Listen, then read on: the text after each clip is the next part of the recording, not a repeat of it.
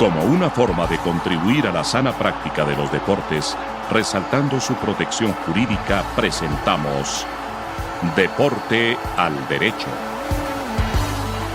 Dirige Andrés Charria.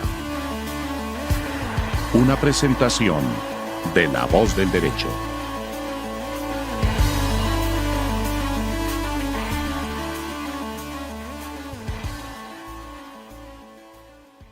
Buenos días, buenas tardes, buenas noches. Estamos en La Voz del Derecho, en Deporte al Derecho, un programa que trata temas jurídicos referentes al deporte. Nos acompañan Rafa Alonso y Santiago Cadavid. Rafa desde La Coruña, que debe estar en un clima delicioso porque todavía no han entrado al invierno, debe llover pero poco. Y Santiago, que dicen que Medellín es el mejor clima del mundo. Es un buen clima. Y en Bogotá, que para mí es el mejor sitio del mundo, les habla Andrés Charria. Hola, ¿qué tal? Encantado de estar en el programa más. Estimado doctor Charria, muchas gracias. Un gusto estar nuevamente con ustedes después de tantos días ausentes. Hemos tenido problemas de logística, pero acá seguimos y seguiremos. Bien, seguimos tratando temas puntuales que nos parecen interesantes y que espero que les sirva a los colegas, a los alumnos o a los curiosos que quieran saber, que sepan que al lado de 11 contra 11, alrededor de un balón de fútbol, hay muchísimas cosas. Yo quiero hablar de un tema que me parece muy interesante, primero porque hace unos 2 años hubo una controversia sobre la ejecución de ni siquiera un laudo, era un fallo del Tribunal Federal Suizo, no del Tribunal Federal, pero vamos a hablar, pero sí de la ejecución de las decisiones de la justicia deportiva. ¿Por qué quise hacer este programa? Porque llegó un fallo, una decisión de reconocimiento del laudo arbitral internacional del 29 de julio del 21 que profirió el Comité de Jurisdicción de la Real Federación Española de Fútbol, es decir, donde trabaja Rafa, como un proceso entre un agente y un jugador que se falló en España porque seguramente tenía en su contrato una cláusula de de escoger jurisdicción, que era en España, entre el jugador Marco Pérez y un agente que no me acuerdo cuál es. Pero bueno, el tema que va es, normalmente, y ese es el fácil, los fallos de FIFA o del Tribunal Arbitral del Deporte se pueden ejecutoriar vía decisiones disciplinarias. Es decir, si yo me gano un laudo en apelación, y quiero que hablemos de eso, si yo me gano un laudo en apelación de un proceso que FIFA falló y el club debe pagarme $2 millones, pues no tengo que conseguir un título ejecutivo, no tengo que pedir ejecución del laudo, no tengo que hacer nada de eso. Simplemente voy a FIFA y digo, porque eso está en sus estatutos y en todo el bagaje jurídico del Tribunal Arbitral del Deporte, digo, mire, no está cumpliendo un laudo del Tribunal Arbitral del Deporte, un fallo en segunda instancia de un fallo en primera instancia suyo, y por favor tome medidas disciplinarias. Entonces, en vez de conseguir el título ejecutivo y hacer un proceso ejecutivo y todas estas cosas que son largas, lo que hacemos es le decimos a FIFA, sancione al club que no ha pagado. Y rápidamente la sanción más dolorosa es, usted no puede inscribir jugadores. Bueno, hay multas y hay una serie de cosas, pero realmente lo que les duele es, usted no puede inscribir jugadores. Ya sabemos que los jugadores en los equipos de fútbol solo se pueden inscribir 2 veces al año y no poder inscribir jugadores es una sanción realmente dura. Y con esa amenaza, ni siquiera con la decisión, con esa amenaza, los clubes pagan. Creo que los 3 tenemos experiencia acá, que los clubes esperan hasta el último minuto. No hay dinero. Cuando la amenaza es, no vas a inscribir jugadores, inmediatamente cambian el chip y dicen, no, es que no tenemos plata. Doctor, pero entiéndanos. No, mire, sí le vamos a pagar. Ya, a mí me toca siempre. Ya llega un socio con dinero y le vamos a pagar en 15 minutos. Una vez me pasó en Venezuela que me dijeron que iba un pitcher de los Mets que tenía mucho dinero. Me dijo, ya lo va a comprar no me acuerdo del pitcher, pero al final pagan. Es decir, eso es indudable, pagan. Y ya quiero que ustedes me comenten. Pero viene el segundo, que es más difícil. Y son los laudos, o bien sea como el caso del laudo de la Cámara de Resolución de Disputas, que no se llama así, ya me dirá Rafa, lo tenía estudiado, pero se me pasó, la vejez me tiene jodido, de España, o los laudos que van eh, Que fue en excepcional. eso. O los laudos que van con cláusula compromisoria. Un agente firma con un club deportivo Tapita de Bogotá y hay un incumplimiento de contrato, hay una cláusula compromisoria que dice que el tribunal arbitral competente será el Tribunal Arbitral Deporte. El tribunal falla y ahí sí no tengo la herramienta FIFA, que es muy agradable, repito, y que es muy rápida y que funciona. Realmente lo que dicen los expertos en derecho es que es eficiente. Eficiente en el sentido de que la norma cumple con su cometido. En este caso, la norma de que paguen cumple. Entonces, quiero comentar, porque sé que todos hemos trabajado en tribunales arbitrales de deporte, todos hemos trabajado en tribunales deportivos locales y todos sabemos cómo se hace eso, pero quiero hablar primero de los fáciles, a las apelaciones y todo eso, y después, porque me llegó uno, quiero que hablemos de la ejecución de los laudos, como el caso de Marco Pérez y Salvador Maestro, Sociedad Limitada, el agente de España. Empecemos. Rafa. Bien, pues creo que la idea primera que tenemos que tener en mente es la que acabas de exponer, Andrés.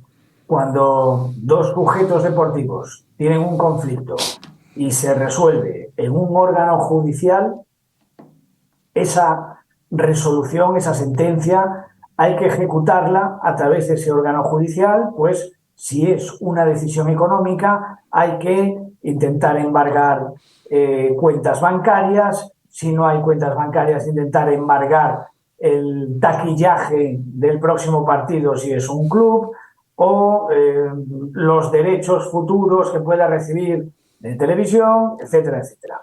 En cambio, cuando la disputa se ha sustanciado o bien ante un órgano de FIFA o bien ha sido objeto de recurso ante el TAS, ahí tenemos una ventaja para la parte favorecida por esa decisión, que es, como decía Andrés, que no es que se vaya a ejecutar económicamente contra la parte perdedora, sino que se le va a poner sanciones disuasorias hasta que acabe cumpliendo. Si es un club, podrá ser por la prohibición de inscripción de jugadores. Si durante 3 periodos de inscripción completos sigue sin pagar, se puede pasar a penas más duras, como la deducción de puntos en la clasificación doméstica en juego o incluso, en los casos más graves, el descenso de categoría. Y si la parte deudora es una persona física, como pudiera ser en el caso que decías, un jugador que adeude una cantidad a su agente, por ejemplo, o a su antiguo club, pues en esos casos se podrán imponer sanciones de prohibición de participación a la persona física, por ejemplo, al jugador. Y esa es la principal diferencia, que cuando estamos en estas decisiones de FIFA o de TAS, la ejecución significa la apertura de procedimiento disciplinario contra el deudor. Y eso es lo que acaba siendo más efectivo, sin duda. Santiago. Claro, es importante también pues anotar como evolución histórica que esto lo comenzó a implementar FIFA, digamos, este principio de respaldar disciplinariamente el cumplimiento de las decisiones proferidas en el seno, pues inicialmente de FIFA, y algo que se extiende a pues todos los entes federativos. Esto comenzó desde el 2005, más o menos unos 4 años después de que se implementara la primera versión del reglamento de transferencias. Digamos que es un principio que pues ha funcionado hasta ahora muy bien y que, como lo comentaba Rafa, técnicamente no es un acto de ejecución, es un acto de sancionar un incumplimiento, pero pues que termina produciendo los mismos efectos de una ejecución. Muchos lo llaman una ejecución indirecta y pues es algo que realmente ha funcionado. No todos los casos creo que sean como uno que yo tuve, donde el club desapareció, donde el club quedó desafiliado porque no tuvo la capacidad de pagar.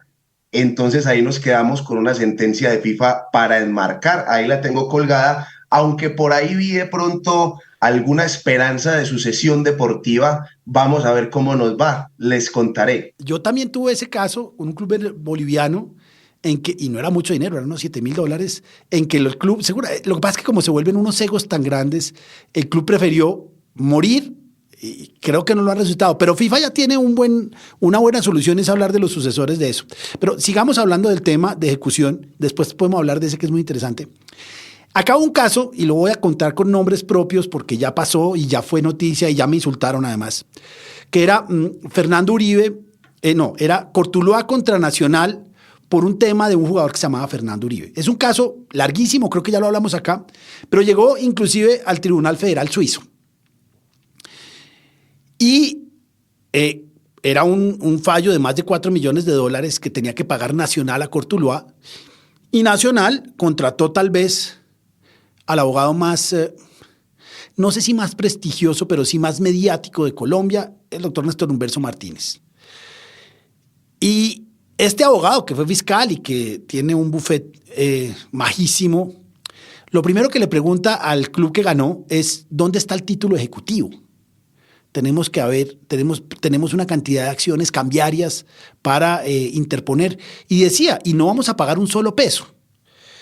Yo en ese momento imprudentemente lancé unos trinos indicando precisamente lo que estamos diciendo acá, es que en la justicia deportiva hay otras formas, y obviamente me gané un insulto no gratuito porque me lo merecía, creo yo, pero bueno. Y entonces este señor decía, y todos mis colegas, amigos de universidad, tipos muy importantes que litigan, dicen, Charria, es que no puede ser que usted no necesite buscar un título ejecutivo. No, y en este caso, pues la situación fue clarísima. Nacional tenía que pagar un dinero. Este abogado, y obviamente muchos no pagamos, y la Federación Colombiana de Fútbol dijo, pues lo lamentamos, pero no pueden inscribir, y tenían 4 jugadores. Santiago me corrige si son 3 o 4, pero tenían jugadores buenos que no podía inscribir. Interpusieron tutelas, derecho al trabajo, todo lo que quieran, pero al final, a pesar de las pataletas de este gran abogado y de todo, Nacional negoció con el Cortuluá, pagó menos, pero pagó un buen dinero, y el tema del título ejecutivo, pues se entendió que no era necesario. Entonces, ese es un tema que a mí me gusta porque funciona. Acá, por ejemplo, los clubes muchas veces no pagan el 8%, que es una obligación que tienen de orden reglamentaria nacional. Cuando hay una transferencia internacional, el 8% del valor económico de la transferencia debe ir para el jugador, muchas veces no lo pagan.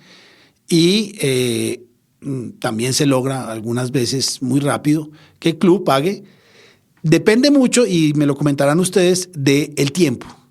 Si uno logra sacar el fallo o el laudo, digamos, en esta época, en noviembre, como se abre periodo de inscripciones en enero, seguramente la sanción llega en el momento que no pueden inscribir. Porque si llega una sanción en marzo en Europa, pues los clubes dicen, aguantamos hasta mayo. Totalmente. ¿Cómo hacen ustedes? Y sigamos en el tema de FIFA y TAS.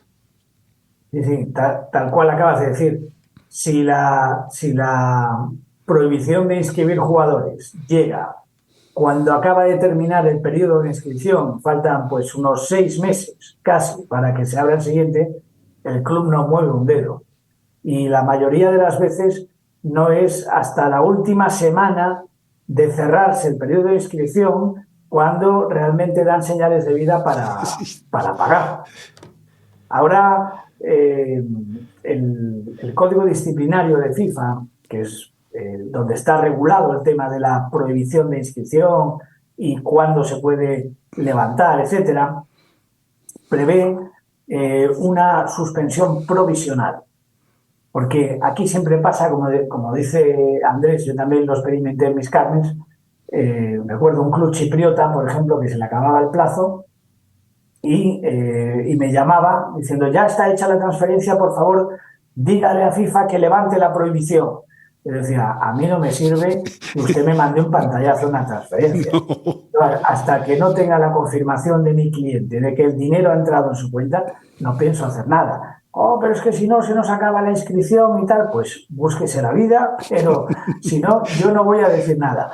Y ese sistema más o menos se mantiene, porque hoy en día lo que dice es que la persona deudora sancionada puede pedirle al comité disciplinario la suspensión provisional de la prohibición de inscripción, aportando pruebas fehacientes de que ha cumplido la decisión. Pero no basta, sino que lo que va a hacer el comité disciplinario es pedirle al acreedor que confirme que se ha realizado el pago. Y si el acreedor no lo confirma, se mantendrá la prohibición de inscripción. Con lo cual, es algo que está bien salvado por parte del Código, porque ya establece que tiene que haber la confirmación de la recepción. Porque cuántas veces nos llegan justificantes falsos de transferencias y luego llegan las excusas de que no, es que el dinero lo bloqueó el Banco Nacional porque pasaba por no sé qué operación internacional y quedó bloqueado, pero no ha sido nuestra culpa. Es decir, excusas de mal pagador y nunca mejor dicho. Que además es cierto, espérame Santiago, que además es cierto que a veces los pagos se demoran por trámites puramente administrativos. Esto es perfectamente... Claro. A mí por eso me gusta, y no lo he estudiado, pero sé que Santiago sí, la Cámara de Compensación de FIFA. Porque parecería que ya el pago es más automático. Pero muchas veces pasa que, a mí me pasó con este venezolano igualmente, en que una transferencia que debían ser, era más cerca a Bogotá, el club, no me acuerdo cuál era, que Bogotá-Pasto. Pero la vuelta que tenía que hacer el dinero era larguísima. Santiago. Sí, claro. Y es que, por ejemplo, también hay que tener en cuenta cuál es la situación que tiene el país. En este caso, por ejemplo, hacer negocios con Argentina es muy complicado. El tema, pues, siempre ha sido, es como una tradición, pero por la situación económica actual, cambiaria, es bastante complejo porque, pues, hacer una transferencia internacional allá es, digámoslo así, toda una gesta. Pero yo quisiera también, digámoslo así, puntualizar algo, y es que, al menos a nivel FIFA, que es un tema que nunca me ha parecido a mí el más cómodo, y es todos los pasos previos para el cobro. Yo creo que FIFA es muy laxo con todo el tema de esos periodos de gracia, porque es que vamos hasta el principio. Usted va a requerir el cumplimiento de una obligación. Por ejemplo, hay un club que ya está moroso con usted. Entonces a usted FIFA le dice, mire, antes de acudir al Tribunal del Fútbol, usted tiene que esperar 30 días de mora, o sea, que ese club acumule una mora de 30 días, que eso ya es demasiado tiempo para una obligación vencida. Luego le dice FIFA, usted tiene que darle al menos 10 días más, si es que contractualmente no se estipuló un término superior, para que le pague, y si no le paga, ahí sí puede ir al Tribunal del Fútbol. Entonces pasamos todo eso, ahí van 40 días de mora que FIFA los avala, que FIFA los permite. Te lo cobra con intereses después, sí, pero los tolera, algo que me parece que no tendría por qué ser. Luego vas al Tribunal del Fútbol, te mandan una propuesta, listo, ponle que se acepta la propuesta o se llega hasta el fallo, y luego FIFA te dice, si en 45 días no le paga, empezamos con las consecuencias disciplinarias. Esto realmente, no sé cómo les parezca a ustedes, pero creo que FIFA es demasiado laxa. Yo creo que en cuanto a esos términos y desde los requerimientos previos para el cobro, sí deberíamos ser pues mucho más estrictos, porque ahí en lo que hemos hablado pueden pasar hasta ¿qué? 3 meses. Cercano a los 3 meses de una mora que te la ha estado legitimando el mismo órgano decisorio durante todo este tiempo. Y podemos añadir, Santiago, también que cuando por fin llegas al comité disciplinario, después de lo que acabas de decir, la decisión del comité disciplinario puede ser, vale, pues para empezar, una multa al deudor y le damos un último y definitivo plazo de gracia de 30 días para cumplir. Y si no, ya le ponemos la prohibición de inscripción. Ya. Y se sigue ampliando, porque eso está previsto. Sí, sí, ya, pero yo les voy a contar la otra cara de la moneda. Primero, eso en Colombia, en justicia ordinaria, no sé en España, pero que nos cueste 6 meses cobrar, eso es prácticamente automático. Acá los procesos duran 8 años. Entonces, sí, no, claro, son 6 meses. Pero yo les voy a contar. Comparativa. Claro, sí es como. Pero yo les voy a contar una historia mejor. Y seguramente Rafa la vivió. Yo no sé si Santiago, porque Santiago, a pesar de lo calvo que está, tiene muchos menos años. Cuando yo empecé yo litigaba y normalmente demandábamos a clubes ecuatorianos, pero había unos clubes que eran imposibles, que eran los argentinos. Yo demandé por Santa Fe a River por un jugador que se llamaba Toja, que iba a ser muy bueno y no despegó nunca, y a Colón de Santa Fe, creo que fue la primera mecanismo de solidaridad que se cobró en Colombia por Giovanni Hernández, una transferencia, no me acuerdo cuál era. Pero eso era peor, y Rafa me corrige. Uno mandaba, y entonces el club no contestaba. No contestaba. Entonces le mandaban al club, por favor conteste. Pasaban 30 días. No contestaba. Otros 30. Y podía uno demorarse 2 años a que el club contestara. Claro, después iban los intereses y ahí es cuando se quejaban. Pero, y cuando hiciera un club argentino era peor, porque lo llamaban y le decían, es que don Julio, el gran Grondona, no deja. ¿Cómo que no deja? No, nos toca esperar. Al final todo iba moviéndose muy lento, pero yo me acuerdo que para conseguir un fallo completo se podía demorar 6 meses. Hoy en día, y ya vamos a hablar de la apelación, pero hoy en día te dan una oportunidad a los clubes de no contestar. Antes yo me demoré con Ricardo Lunari para cobrar, o por Jorge Serino, 3, casi 4 años. Hoy en día, ningún fallo de FIFA, desde que inicia, se demora más de 4 meses. Salvo aquellos como Salah o cosas de esas raras, se demora más de 4 meses. Entonces, la otra cara de la moneda es que para la justicia ordinaria o para lo que era antes, es maravilloso. Y hay otro tema que a mí me gusta, que después se dan cuenta los clubes, y es, al menos en Latinoamérica, la devaluación los mata. Porque con $1, en Argentina, $1 que sube 60 pesos al día, más el 5% de intereses, es complicado. Entonces, sí, se demoran, pero a mí me encanta. Claro, pero yo más que criticar la eficiencia de los órganos, Andrés, que no la critico porque pues, creo que eso es todo lo contrario, algo que funciona muy bien. Yo critico es más el tema de los periodos de gracia. O sea, que antes de aplicarte te doy un tiempo. Antes de poder ir a FIFA, 40 días demora.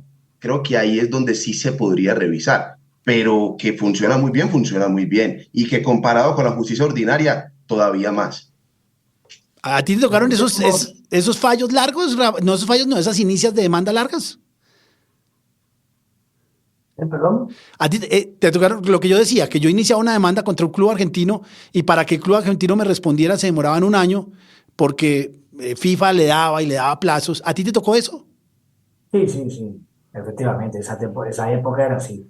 No, pero yo quería también comentar otro supuesto que es habitual en la práctica y que hace que se siga demorando, pero que ahora se ha solucionado para que no sea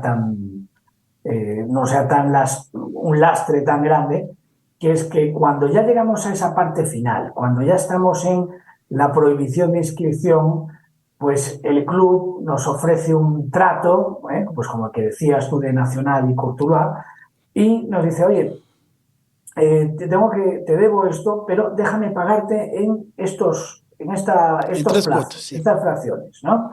Y hablas con el cliente y dice, bueno, pues mira, vale, vamos a aceptar y a ver si van cumpliendo. Entonces, le dices al comité disciplinario, hemos llegado a un acuerdo extrajudicial, ya le puede levantar la prohibición de inscripción. Y el club cumple, pero a lo mejor cumple los 4 primeros plazos y el quinto ya empieza a retrasarse, bueno, se lo toleras, y el sexto ya no paga.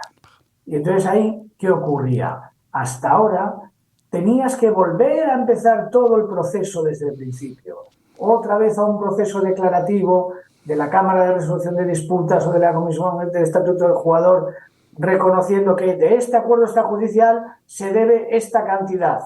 Vuelta a dar el plazo para cumplir, y si no, vamos otra vez al comité disciplinario y a que se vuelva a poner una prohibición de inscripción. Ahora tenemos un avance, que es que ya se permite ir directamente al comité disciplinario en caso de incumplimiento de un acuerdo extrajudicial que hubiera sido adoptado cuando ya había un procedimiento disciplinario tramitado. Bueno, yo tuve un caso que entraba en esto.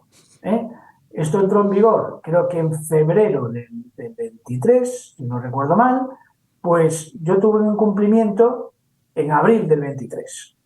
Así que reclamé que se volviese a poner la prohibición de inscripción. Pues me dieron una decisión después de pedir los fundamentos, que eso también tardan bastante en darte los fundamentos, que yo personalmente no comparto, y es que me dijeron que eso solo regía para los acuerdos que se hubieran redactado después de haber entrado en vigor. Y yo creo que lo relevante no es la fecha en la que se toma el acuerdo, sino la fecha en que se produce el incumplimiento, porque además no se basa en ninguna normativa, es un criterio de cuál sería el momento que hay que tener en cuenta. Pues para la comisión disciplinaria es la fecha en la que se adopta el acuerdo, no cuando se produce el incumplimiento, que realmente yo creo que es lo relevante. Pues ese era otro aspecto que os quería comentar. FIFA ayuda a los clubes, sin lugar a dudas. No sé si el caso tuyo, el que incumplía era un club, pero normalmente... Sí, por supuesto, era un club. Entonces ya sabemos cómo va en FIFA, pero vamos al TAS. Ese es prácticamente lo mismo, pero hay que dar una vueltica más. Es FIFA falla. Pedimos el fallo completo y apelamos. Entonces, ahí la ejecución se suspende hasta que el Tribunal Arbitral del Deporte falle. Y falla y ganamos, o gano, para no hablar en majestático. Y se gana el proceso. Y entonces, ahí es cuando, nuevamente, se tienen 45 días, me corrigen ustedes, para pagar. Y si no se pagan los 45 días, que nuevamente es un plazo que es largo, en Colombia seguramente rápidamente lo convertirían en 45 días hábiles, que son mucho tiempo, pero no, afortunadamente acá seguimos con días calendario, y ahí sí podemos entrar a la comisión disciplinaria a pedir lo que ya estamos hablando, la prohibición de inscribir jugadores. Ese digamos que es más o menos sencillo, hay que pedir el laudo. Ahora, y eso no lo hemos hablado, pero lo hablaremos, los laudos se están demorando demasiado. Yo tengo laudos que después de un año en la audiencia, nos sacan fallo, y cada 3 meses ya se llaman, escriben una carta indicando que aplazan el momento del fallo, del laudo, que me parece increíble. Pero digamos que una vez se tiene el laudo, se notifica a las partes y las partes no pagan, la parte vencida no cumple, pues se va a FIFA. Ojo, los laudos que han sido en apelación, ese no tiene problema. Como la apelación es parte de unos tribunales arbitrales, eso tiene un nombre, por FIFA, eso no tiene problema. Pero viene la tercera posición, o la tercera posibilidad, y es cuando se llega al Tribunal Arbitral del Deporte en primera y única instancia, lógicamente, por una cláusula compromisoria. Los ordinarios. Los ordinarios. Se llaman laudos, procesos institucionales, los de apelación. Los ordinarios, yo llego por una cláusula compromisoria, bien redactada. En eso el Tribunal Arbitral es bastante laxo en las cláusulas, cosa diferente, por ejemplo, a la Cámara de Comercio de Bogotá, que las exige con ciertas características que tampoco es muy difícil. Pero llego allí y hay un laudo. Y entonces ahí viene el tema de... Yo tengo un laudo. A mí me decía un profesor y un amigo, cuando empecé en los tribunales arbitrales, me dijo, un laudo del Tribunal Arbitral del Deporte es como un título ejecutivo. Yo creo que no. En el derecho español tendríamos que hacer un instrumento de reconocimiento del laudo arbitral extranjero a través de una figura que se llama el exequatur. El exequatur. Exacto. La de la Convención de Nueva York. ¿Cuánto se demora eso en España? Y ahorita Santiago nos explica cómo se hace acá, y Rafa en España. No, en España no es un procedimiento que se demore demasiado, salvo que el órgano judicial en cuestión tenga una excesiva carga de trabajo o que haya que hacer una comunicación y hay países con los que las peticiones de auxilio judicial internacional se demoran muchísimo, pero salvo eso o que haya que hacer una traducción jurada, no es un procedimiento que se dilate demasiado en el tiempo, no es de los más largos que tenemos en España. ¿Cuánto tiempo? ¿2 meses? ¿2 años? Es imposible decir, yo te diría 8 meses, por decir así, un periodo normal, pero varía muchísimo dependiendo si es el juzgado de una gran capital, de una población pequeña, depende mucho de la carga de trabajo. Y acá, Santiago, Aquí se hace ante la Corte Suprema de Justicia, Alto Tribunal, Sala de Casación Civil. Es un proceso pues que más o menos se tarda, yo creo que estar uno preparado para 1 año aproximadamente, y es un proceso pues en el que se verifican algunos aspectos formales pues que obviamente son muy sencillos, pero con los que hay que tener mucho cuidado, ¿cierto? Que efectivamente pues haya sido una cláusula compromisoria o en su defecto un compromiso válidamente suscrito. Y un aspecto que también es muy sensible y lo que hay que tener más cuidado, creería yo, y es ver si la materia pues digamos así, que se resolvió mediante arbitraje en el país del cual yo voy a reconocer, es susceptible de arbitraje en el país donde se pretende ejecutar. Pues porque si no, por ejemplo, un tema laboral, ¿cierto? Si es en otro país donde hay arbitraje en temas laborales normales y usted lo va a traer a Colombia, aquí va a tener problemas, porque el tema de las cláusulas compromisorias en laboral es bastante restrictivo, tiene que estar contemplada en un convenio colectivo. Entonces, eso es con lo que hay que tener cuidado. Se verifican pues esos requisitos formales y es más o menos un año. La última experiencia que inclusive estuvimos acompañando, ese caso que usted comentó al principio, Andrés, del tema contra Marco Pérez, el abogado del ejecutante es nuestro compañero y colega Alejandro Zorrilla, que le mandamos un saludo, y ahí con él conversando más o menos un año tardó ese concreto en tener la sentencia de reconocimiento. Sí, el fallo fue el 19 de febrero del 2019, el fallo en España, y el fallo fue después. El fallo fue el 29 de junio del 2021. El proceso inició el 19 de febrero del 2019, fallado en el 2021, 29 de julio, 2 años. Y el 10 del 2021 fallaron 2 años, con pandemia. Y el 10 de octubre del 2023, un año más, un año y medio casi, fallaron acá. Es decir, que se demora un año y medio, un poquito más. Pero bueno, sigue siendo más rápido que la justicia ordinaria. No, total. Ya de ahí lo que usted tiene que hacer, acá en Colombia al menos, es una vez tenga el reconocimiento, porque ojo, es el reconocimiento. Sí. Ya usted ahí lo que tiene que iniciar es el proceso ejecutivo, la demanda ejecutiva ya porque tiene el título ejecutivo reconocido, y ese ahí ya le puede salir rápido si tiene medidas cautelares, si no hay problema, pero esos procesos ejecutivos también se pueden dilatar. Yo he tenido procesos ejecutivos de 4 años, eso tampoco es que sea tan rápido. Entonces ahí es donde empieza otro camino, pero si hay unas buenas medidas cautelares, pues no tendría por qué estar mucho en riesgo el crédito. No sé en España, Rafa, ahí ya cómo se pueda continuar, pues cuál es un mecanismo. Yo no recuerdo muy bien. Muy similar a lo que estás diciendo, pero lo que pone de manifiesto es que no es comparable la efectividad del sistema FIFA frente a los tribunales de justicia. Y Andrés, decías que el asunto del Comité Jurisdiccional se había iniciado en febrero del 19, es decir, que aún tenemos a día de hoy asuntos que se iniciaron por esas fechas. Pues fíjate, si volvemos al sistema FIFA, el comité disciplinario puede abrir un procedimiento disciplinario por incumplimiento de un laudo del TAS dictado en un procedimiento ordinario, los que hablábamos antes, pero siempre y cuando ese procedimiento ordinario se haya iniciado después del 15 de julio de 2019.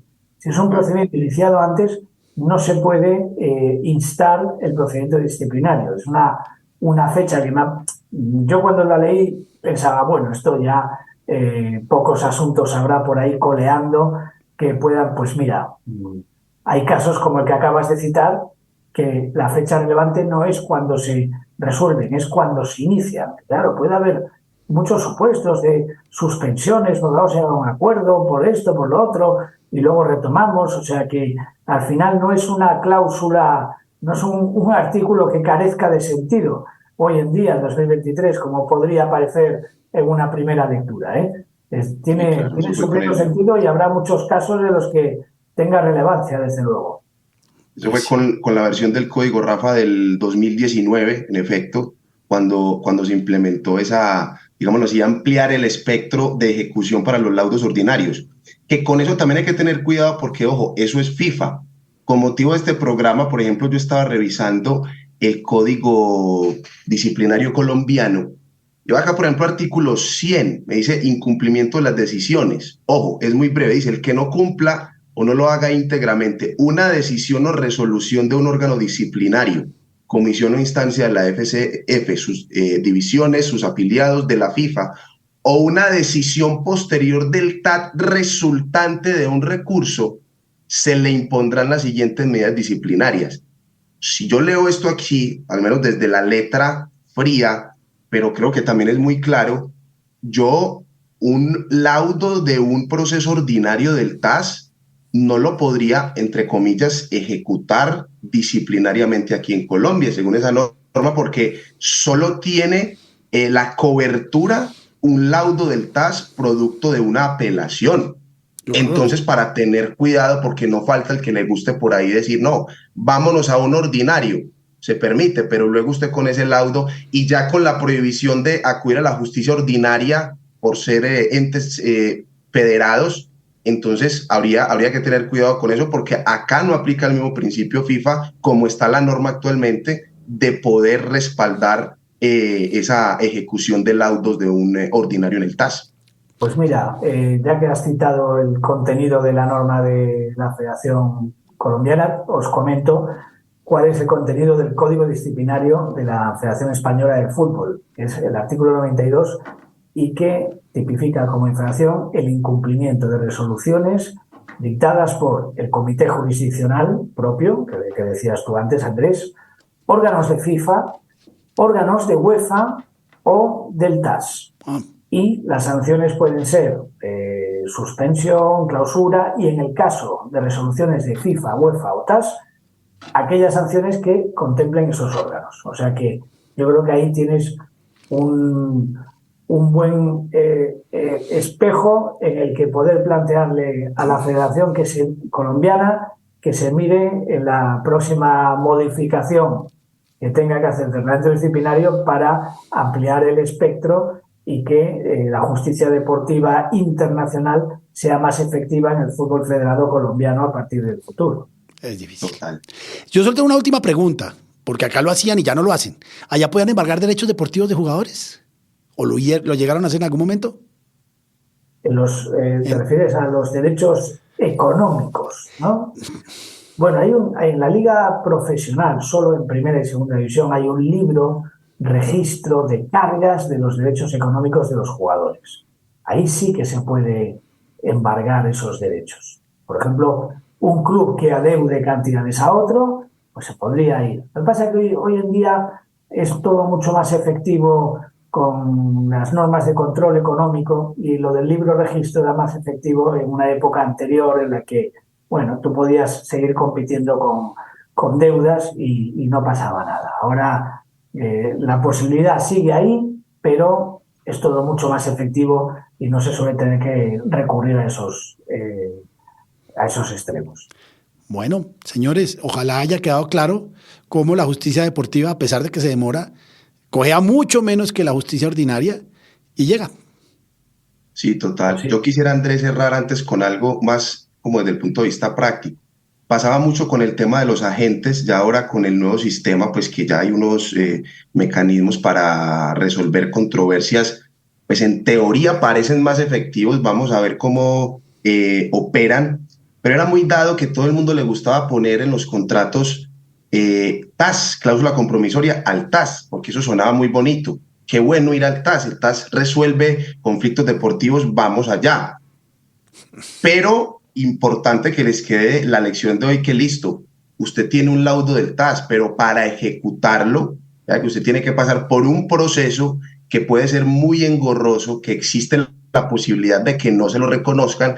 Entonces, no solo porque el TAS se escuche muy bonito, necesariamente va a ser el más efectivo o el órgano más efectivo para resolver su controversia. Mire otros arbitrajes, no descarte necesariamente la justicia ordinaria, tenga en cuenta dónde pretende ejecutar usted, dónde tiene los bienes del demandado, o sea, haga un análisis integral de esa situación antes de escoger el órgano de resolución de controversias, porque no solo porque suena muy bonito, repito, va a ser el más efectivo para usted, ahí como recomendación práctica para los que nos escuchan. Así es. Bueno, muchas gracias. Nos vemos la próxima semana. Gracias a ustedes, señores. Un gran abrazo. Un abrazo. Chau, chau.